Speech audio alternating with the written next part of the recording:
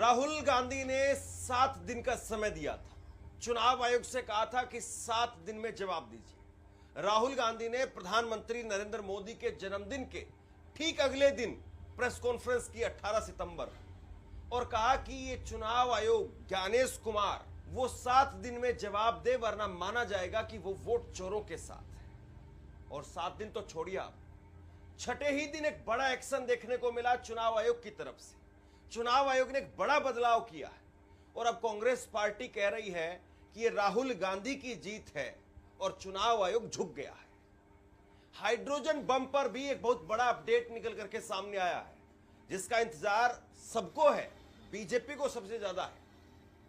Hydrogen bomb पर एक बड़ा अपडेट निकल करके सामने आया। राहुल गांधी ने खुद से इस पर अपडेट दिया है। राहुल गांधी के हाइड्रोजन बम पर मैं कुछ सेकंड्स में आपको लेकर के जाता हूं, लेकिन उससे पहले जरा ये ट्वीट देख लीजिए राहुल गांधी का। राहुल गांधी ने ट्वीट किया और राहुल गांधी ने ट्वीट करके क्या कहा सुनिए। ज्ञानेश जी, हमने चोरी पकड़ी तब आपको ताला लगाना याद आया है, अब चोरों को भी पकड़ेंगे, तो बताइए सीआईडी को सबूत कब दे रहे हैं आप।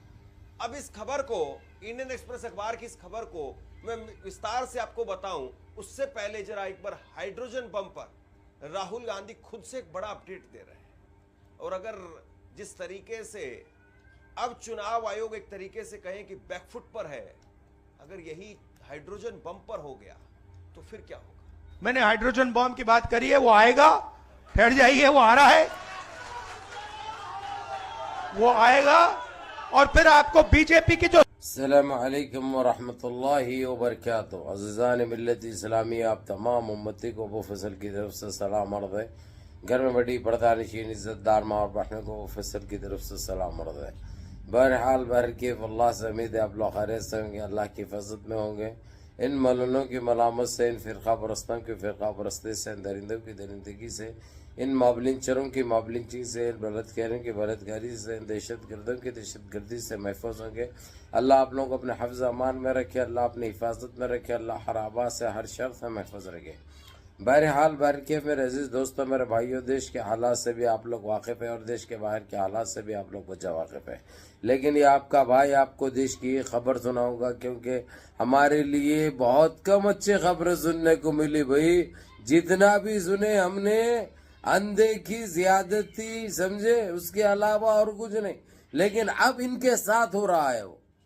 इसीलिए मेरे अजीज दोस्तों, मेरे भाइयों, अभी जो हाइड्रोजन लेके आए नो राहुल गांधी, इससे पूरा इलेक्शन कमीशन और पूरी बीजेपी एनडीए पूरी फट चुकी है। ये लोगों को समझने का भी मौका नहीं मिल रहा। खाली राहुल गांधी के अलावा कोई चीज नजर नहीं आ रही इनको अभी। लेकिन इलेक्शन कमीशन को लास्ट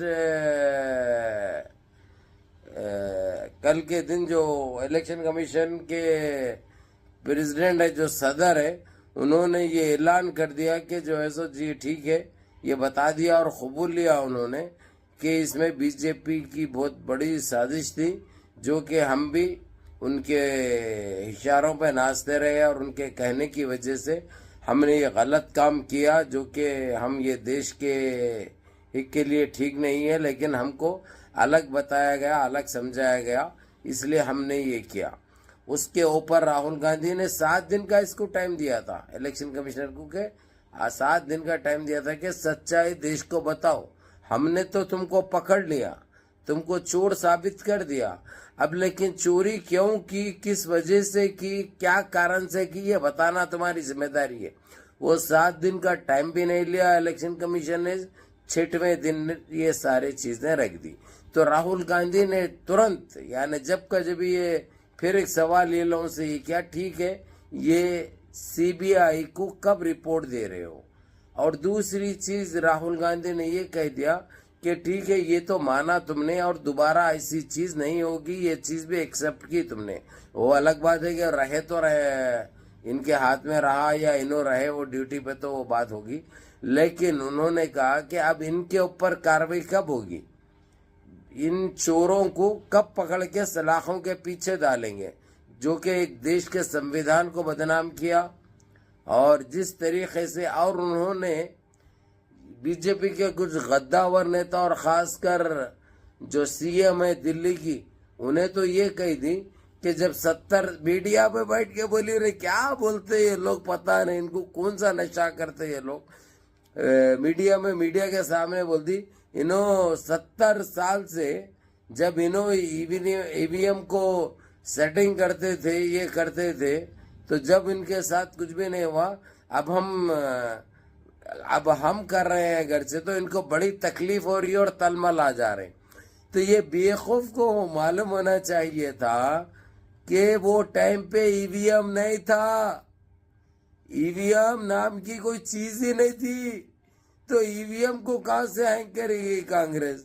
यानी ये चीज इनको बोलने से पहले ये तक पता नहीं है कि हम क्या बोल रहे हैं, इसके क्या नतीजे निकलेंगे।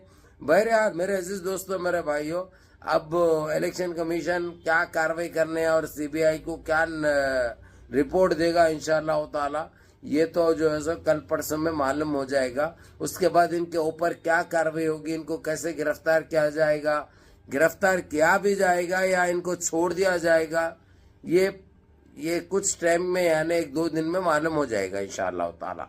बहरहाल मेरे अजीज दोस्तों, मेरे भाइयों, मेरी बार बहनों, बोलने का यही है कि अब इन्हों बचने का इनका पूरा खत्म हो चुका है। अब कोई चांस नहीं है, किधर से भी कौन से भी एंगल से पूरी कोशिश कर ली है लोग, लेकिन ये साबित हो गया, विद प्रूफ के साथ दे दिया राहुल गांधी। अब इनको बचने की दूर दूर तक कोई गुंजाइश नहीं रही। बहरहाल मुनज़्ज़म रहिए, मुत्तहिद रहिए, अपनी सफ़ों में इत्तेहाद बरकरार रखिए, नमाजों की पाबंदी करिए, माँ बाप की खिदमत करिए, बड़ों के अहकाम पर अमल करिए और अपने इस भाई को भी दुआओं में याद रखें। अस्सलामु अलैकुम व रहमतुल्लाहि व बरकातुहू।